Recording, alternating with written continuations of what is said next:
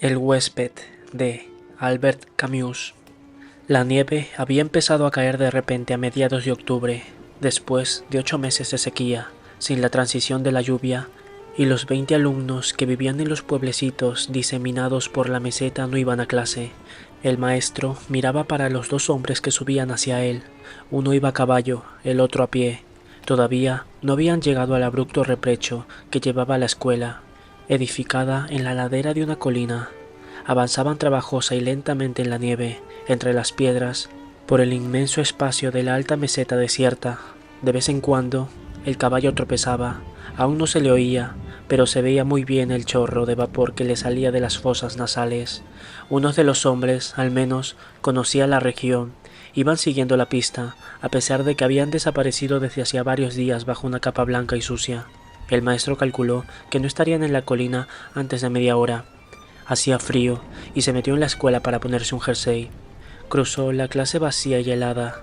En el encerado, los 4 ríos de Francia, dibujados con 4 tizas de colores diferentes, corrían hacia sus estuarios desde hace 3 días. Había que esperar el buen tiempo.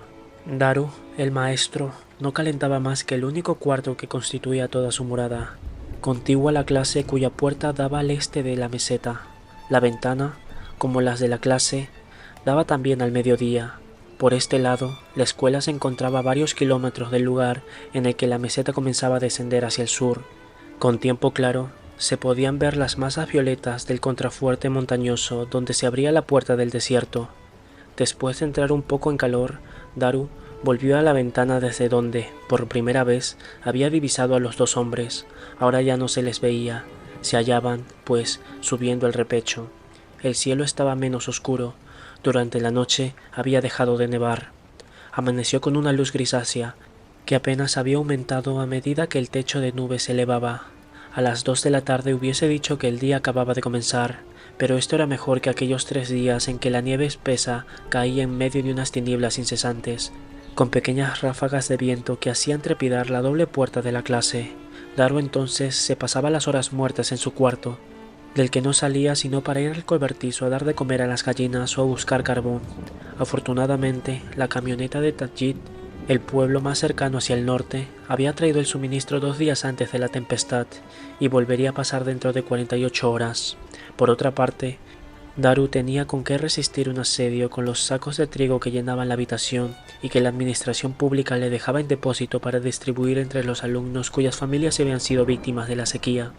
En realidad, la desgracia había alcanzado a todos, pues todos eran pobres.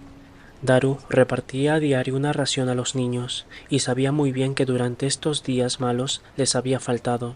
Probablemente un padre o un hermano mayor vendría aquella tarde, y podría abastecer a todos del grano. Lo que hacía falta era que pudieran resistir para empalmar con la cosecha siguiente. Eso era todo. Ahora llegaban a Francia barcos cargados de trigo. Lo más duro había pasado, pero sería difícil olvidar esta miseria.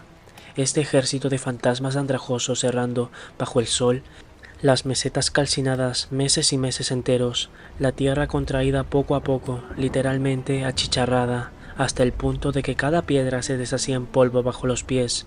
Los corderos morían en esa época millares, y también algunos hombres, acá y allá, sin que muchas veces se llegara a saberlo. Ante esta miseria, él, que vivía casi como un monje en aquella escuela perdida, contento, por otra parte, con lo poco que tenía y de esta vida ruda, se sentía un señor, con sus paredes enlucidas, su estrecho diván, sus estantes de madera de pino, su pozo y su suministro semanal de agua y de alimentos. Y de repente, esa nieve, sin ningún aviso, sin la transición de la lluvia. El país era así de cruel para vivir en él, incluso sin los hombres que, por otra parte, no arreglaban nada. Pero Daru había nacido allí, en cualquier otro sitio se sentía exiliado.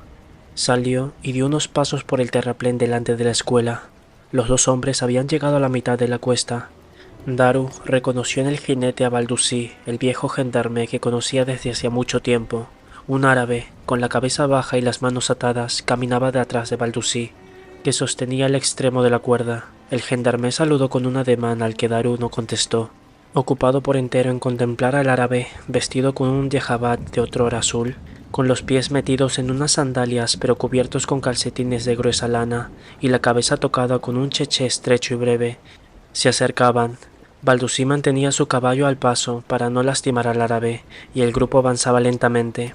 Cuando estuvieron al alcance de la voz, Baldusí gritó: «Una hora para recorrer los 3 kilómetros que hay de El Ameur hasta aquí». Daru no respondió. Bajo y macizo dentro de su espeso abrigo, los contemplaba subir. Ni siquiera una sola voz el árabe había levantado la cabeza. «Salud», dijo Daru cuando por fin aparecieron en el terraplén. «Entrad a calentaros». Baldusí se bajó penosamente del caballo sin soltar la cuerda. Sonrió al maestro por debajo de los bigotes erizados, los ojillos oscuros, muy hundidos bajo la frente morena y la boca rodeada de arrugas, le daban un aspecto atento y aplicado.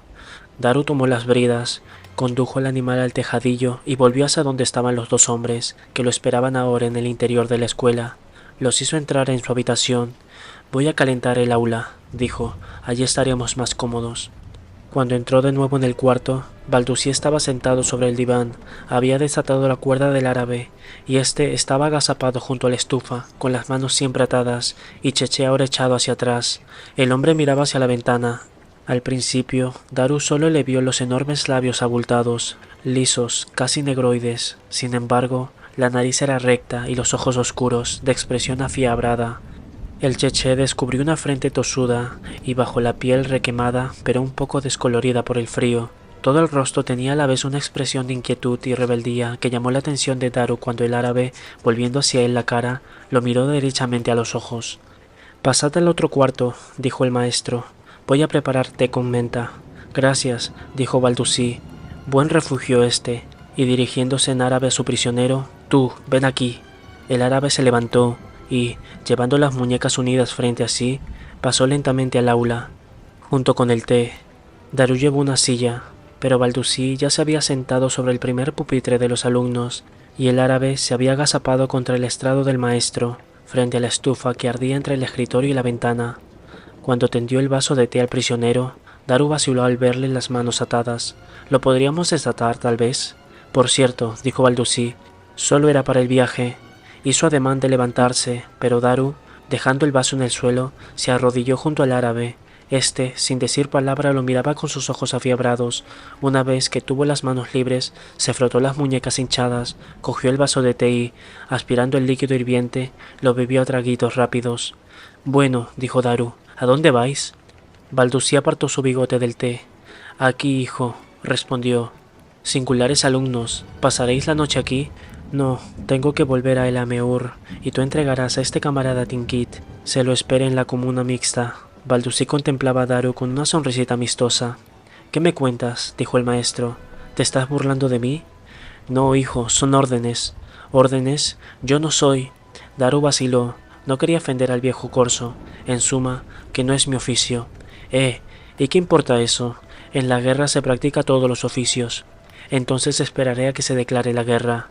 Baldusí aprobó con un movimiento de cabeza. «Está bien, pero las órdenes son claras y a ti también te conciernen. Parece que hay jaleo. Si habla en la próxima rebelión en cierto sentido, estamos movilizados». Daru conservaba un aire oxinado. «Escucha, hijo», dijo Baldusí. «Quiero tu bien, tienes que comprenderme. En El Ameur somos solo una docena para patrullar el territorio de un pequeño departamento, y tengo que volver allí. Me han mandado a que te confiara esta cebra y que volviera sin tardanza. No lo podíamos tener allá, su aldea se agitaba. Querían rescatarlo. Tienes que llevarlo a Tingit en el día de mañana. Son unos 20 kilómetros que no acobardarán a un joven animoso como tú. Después de todo habrá terminado. Volverás a tus alumnos y a la buena vida». Del otro lado de la pared se oían el resoplar y el piafear de los caballos. Daru miraba por la ventana. Decididamente el tiempo se aclaraba. La luz se extendía por la meseta nevada. Cuando toda la nieve se hubiera derretido, el sol reinaría de nuevo y quemaría una vez más los campos de piedra. Durante días y días el cielo inalterable arrojaría su luz seca sobre la extensión solitaria, donde nada hacía pensar en el hombre. «Pero, al fin de cuentas», dijo volviéndose hacia Baldusí, «¿qué hizo este?» Y antes de que el germandé hubiera abierto la boca preguntó: «¿Habla francés?» «No, ni una palabra. Lo buscábamos desde hace un mes, pero ellos lo ocultaban. Mató a su primo». «¿Está contra nosotros?» «No lo creo, aunque nunca se puede estar seguro». «¿Y por qué lo mató?» «Cuestiones de familia, creo. Parece que uno le debía grano al otro. El asunto no está claro. En suma, que mató al primo de una cuchillada, ¿sabes? Como a un carnero. Sick. Balducí hizo el ademán de pasar la hoja de un cuchillo por su garganta y el árabe, atraída súbitamente su atención, lo miró con una especie de inquietud. En Daru nació la súbita cólera contra aquel hombre, contra todos los hombres y su sucia maldad, contra sus oídos incansables, contra la locura de matar. Pero la caldera cantaba sobre la estufa. Volvió a servir té a Balducí y vaciló en servirle de nuevo al árabe, que lo bebió una segunda vez ávidamente. Los brazos levantados le entreabrieron un poco el heyabat, y el maestro pudo apreciar su pecho flaco y musculoso. «Gracias, pequeño», dijo Balducí, «y ahora me voy». Se levantó y se dirigió hacia el árabe, sacando del bolsillo una pequeña cuerda. «¿Qué haces?», preguntó secamente Daru. Balducí, cohibido, le mostró la cuerda. «No vale la pena». El viejo Germán vaciló. «Como quieras. Por supuesto que estás armado, ¿no?» «Tengo un fusil de caza». «¿Dónde?» «En el baúl. Deberías tenerlo cerca de la cama». «¿Por qué? No tengo nada que temer». «Estás loco», dijo. «Si ellos se levantaran, nadie estará seguro. Todos estamos dentro de la misma bolsa. Me defenderé. Tengo tiempo de verlos llegar». Balducí se puso a reír. Luego el bigote lo cubrió de pronto los dientes aún blancos. «¿Que tienes tiempo? Vamos, es lo que yo decía. Siempre fuiste un poco atolondrado, por eso te quiero tanto. Mi hijo también era así». Y al decir esto sacó su revólver y lo dejó sobre el escritorio. «Guárdalo, no tengo necesidad de 2 armas desde aquí hasta el Ameur». El revólver resplandecía sobre la pintura negra del escritorio. Cuando el gendarme se volvió hacia Daru, este sintió su olor de cuero y de caballo. «Escucha, Balducí», dijo repentinamente Daru. «Todo esto me fastidia, y sobre todo este tipo, pero no lo entregaré, lucharé, si es necesario, pero esto no». El viejo gendarme se quedó mirándolo con severidad. «No hagas tonterías», dijo lentamente. «A mí tampoco me gusta todo esto. A pesar de los años, uno no se acostumbra a atar con una cuerda a un hombre. Sí, y hasta se avergüenza uno, pero no es posible dejarlos hacer lo que quieran». «No lo entregaré», repitió Daru. «Te repito que es una orden, hijo». «Eso es, repíteles lo que te dije. No lo entregaré». Balducí estaba haciendo un visible esfuerzo de reflexión. Contemplaba al árabe y a Daru. Por fin se decidió. «No, no les diré nada. Si quieres fallarnos, allá tú. No te denunciaré. Tengo la orden de entregarte al prisionero. Lo hago. Ahora vas a firmarme el papel». «¿Para qué? No negaré que me lo has dejado. No te pongas así conmigo. Sé que dirás la verdad. Tú eres de aquí. Eres un hombre. Pero tienes que firmar. Esta es la regla». Daru abrió el cajón del escritorio, sacó un frasquito de tinta violeta, el lapicero de madera roja con la pluma sargento mayor que le servía para trazar los modelos caligráficos, y firmó. El gendarme dobló cuidadosamente el papel y se lo guardó en la cartera. Luego se dirigió a la puerta. «Voy a acompañarte», dijo Daru. «No», respondió Balducí, «no vale la pena que seas cortés. Me has ofendido». Miró al árabe que permanecía inmóvil en el mismo lugar, resopló con aire de fastidio y se volvió hacia la puerta. «Adiós, hijo», saludó. La puerta se cerró detrás de él. Balducí surgió frente a la ventana y luego desapareció. La nieve ahogaba sus pasos. El caballo se agitó detrás del tabique y las gallinas se inquietaron. Un instante después, Balducí volvió a pasar frente a la ventana, llevando al caballo de la brida. Avanzó hacia la pendiente sin volverse. Desapareció primero y luego el caballo lo siguió. Se oyó que una gran piedra rodaba blandamente. Daru se llegó hasta el prisionero, que no se había movido, pero que no le quitaba el ojo encima. «Espera», dijo el maestro en árabe, y se fue a su cuarto. En el momento de transponer el umbral, dio un respingo, se acercó al escritorio, tomó el revólver y se lo metió en el bolsillo. Luego, sin volverse, entró en su cuarto. Permaneció largo tiempo tendido sobre el diván, mirando cómo el cielo se cerraba poco a poco, escuchando el silencio. Era ese silencio lo que le había parecido penoso los primeros días de su llegada, después de la guerra. Había pedido un puesto en la pequeña ciudad situada al pie de la cadena de montes que separaba del desierto a las altas mesetas. Allá, montañas rocosas, verdes y negras al norte, rosadas o de color malva al sur, marcaban la frontera del eterno verano. Lo habían nombrado para un puesto más al norte, en la meseta misma. Al comienzo, la soledad y el silencio le habían resultado duros en aquellas tierras ingratas, habitadas tan solo por piedras. A veces, la existencia de unos surcos hacía pensar en tierras cultivadas, pero en realidad los surcos habían sido excavados para sacar a la luz del día cierta piedra propiciada para la construcción. Allí solo se labraba para cosechar pedruscos, otras veces raspaban algunas pellas de tierra, acumuladas en las hondonadas para abonar los áridos jardines de los pueblos. Solamente la piedra cubría los 3/4 de este país, en la que las ciudades nacían, brillaban y desaparecían. Los hombres pasaban, se amaban y se mordían la garganta y después morían. En este desierto nadie, ni él ni su huésped, eran nada, y sin embargo, fuera de este desierto, ni uno ni otro, Daru lo sabía muy bien, hubiera podido vivir verdaderamente. Cuando se levantó, ningún ruido se oía en la sala de clase. Daru se quedó asombrado ante la franca alegría que sentía solo de pensar que el árabe hubiera podido escaparse y que había de encontrarse solo sin tener que decidir nada. Pero el prisionero seguía allí, se había echado cuán largo era entre la estufa y la mesa, con los ojos muy abiertos, mirando al techo. En esta posición se le veían sobre todo los gruesos labios, que le daban un aspecto enojado. «Ven», dijo Daru. El árabe se levantó y lo siguió. En la habitación el maestro señaló una silla al lado de la mesa, bajo la ventana. El árabe se sentó sin dejar de mirar a Daru. «¿Tienes hambre?» «Sí», dijo el prisionero. Daru puso 2 cubiertos sobre la mesa, cogió harina y aceite, amasó en una fuente una torta y encendió el horno de butano. Mientras la torta se cocía, Daru fue al cobertizo a buscar queso, huevos, dátiles y leche condensada. Cuando la torta estaba cocida, la puso a enfriar en el alféizar de la ventana. Calentó un poco de leche condensada desleída en agua y para terminar batió los huevos para hacer una tortilla. En uno de esos movimientos, su mano tropezó con el revólver que llevaba en el bolsillo derecho, dejó el tazón con los huevos, pasó a la clase y metió el revólver en el cajón de su mesa.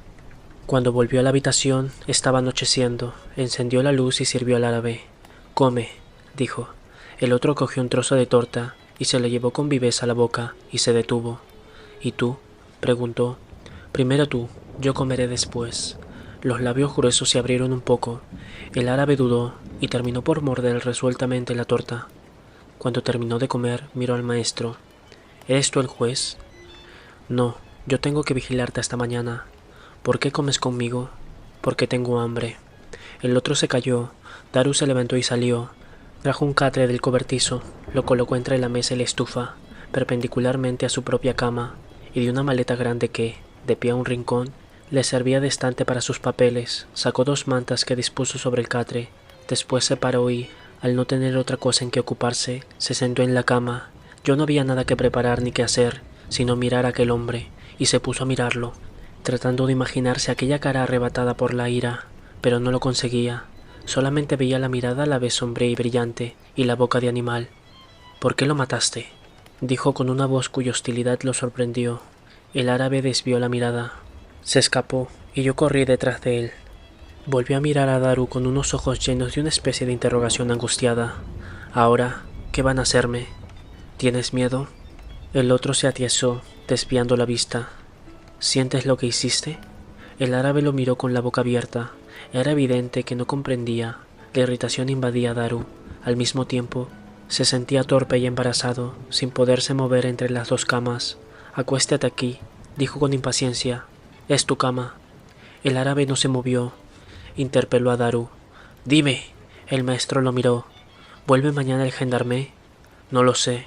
«¿Tú vienes con nosotros?» «No lo sé. ¿Por qué?» El prisionero se levantó y se echó sobre las mantas, con los pies hacia la ventana.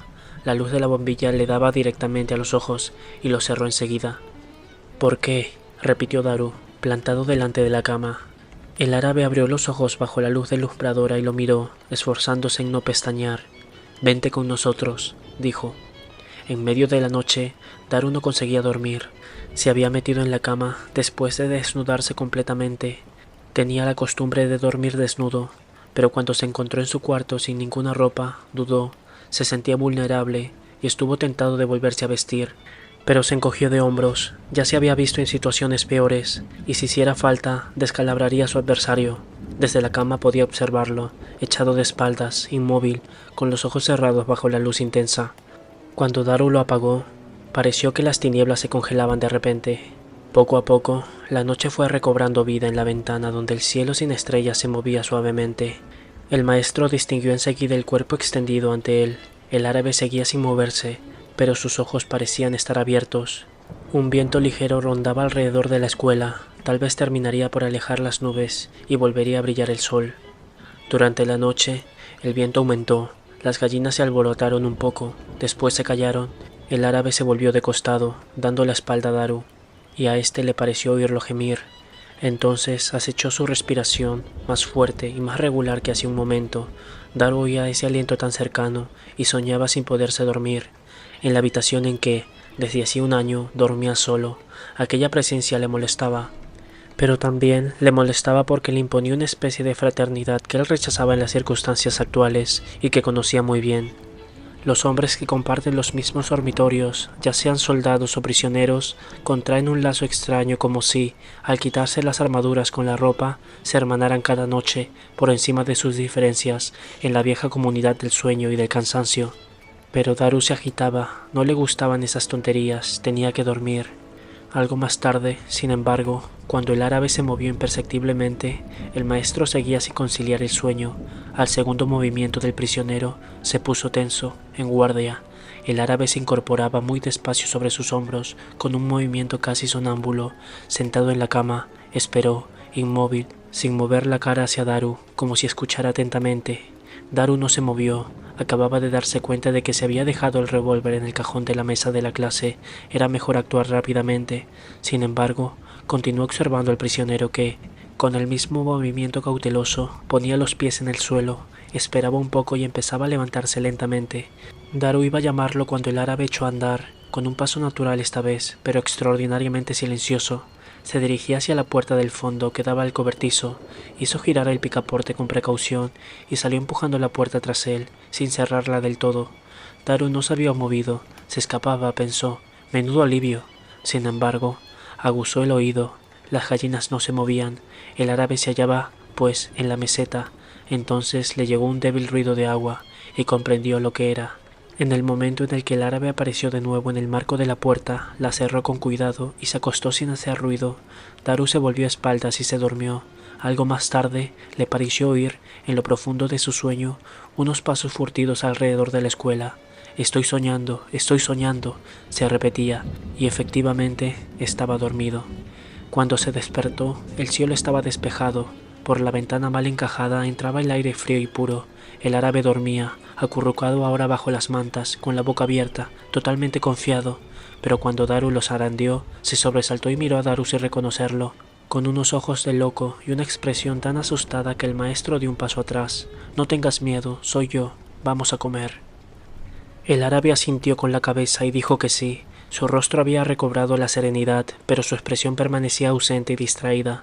El café estaba preparado, lo bebieron, sentados ambos en el catre, y comieron unos trozos de torta. Después, Daru llevó al árabe al cobertizo y le enseñó el grifo donde él se lavaba todos los días.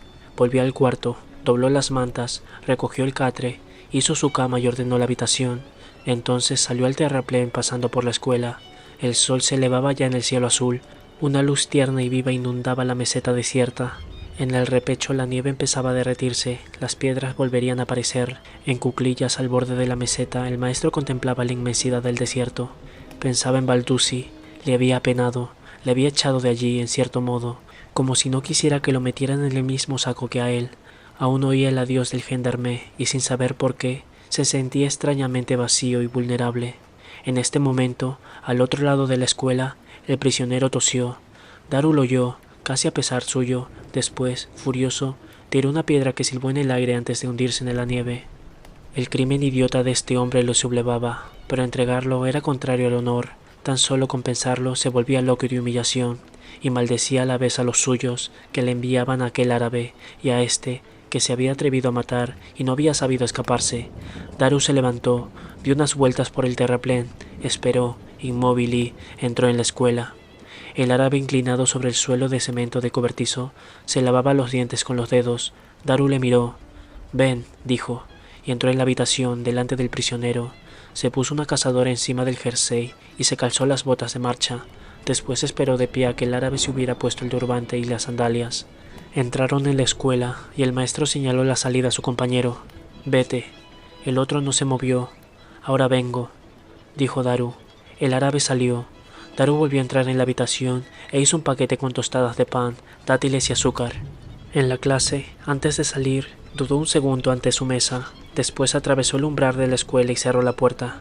«Por ahí», dijo, y tomó la dirección del este, seguido por el prisionero. Pero a poca distancia de la escuela, le pareció oír un ligero ruido detrás de él.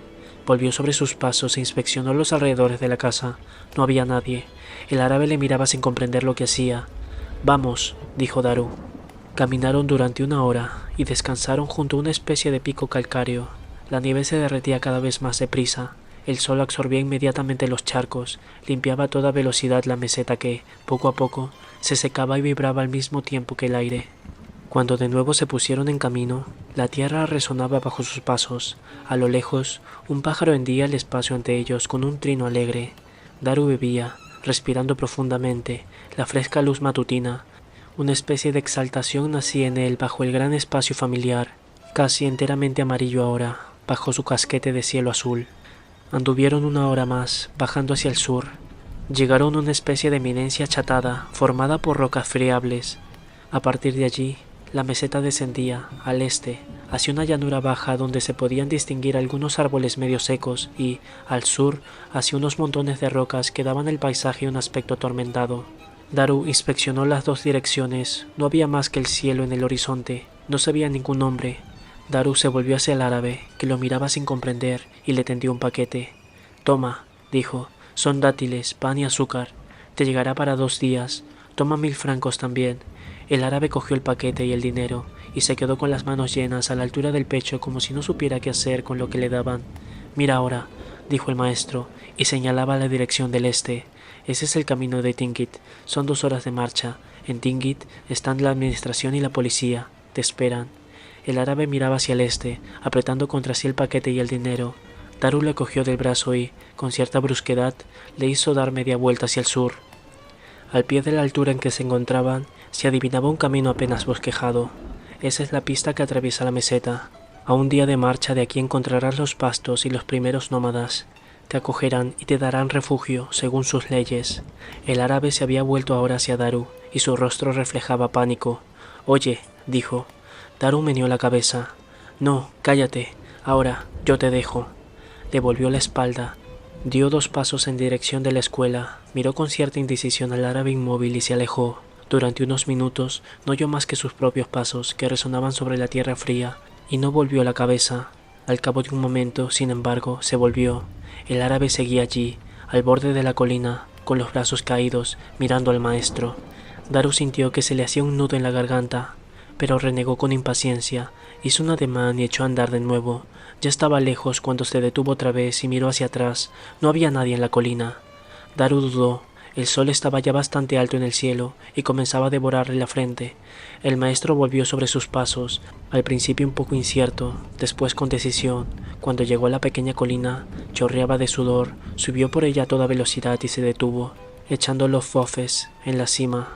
Los campos de roca, al sur, se dibujaban claramente sobre el cielo azul, pero en el llano, al este, un vaho de calor empezaba a subir, y en esta bruma ligera, Daru, con el corazón en el puño, divisó al árabe que caminaba lentamente por el camino de la cárcel. Un poco más tarde, plantado delante de la ventana de la clase, el maestro miraba sin ver la luz naciente que brincaba desde las alturas del cielo sobre toda la superficie de la meseta.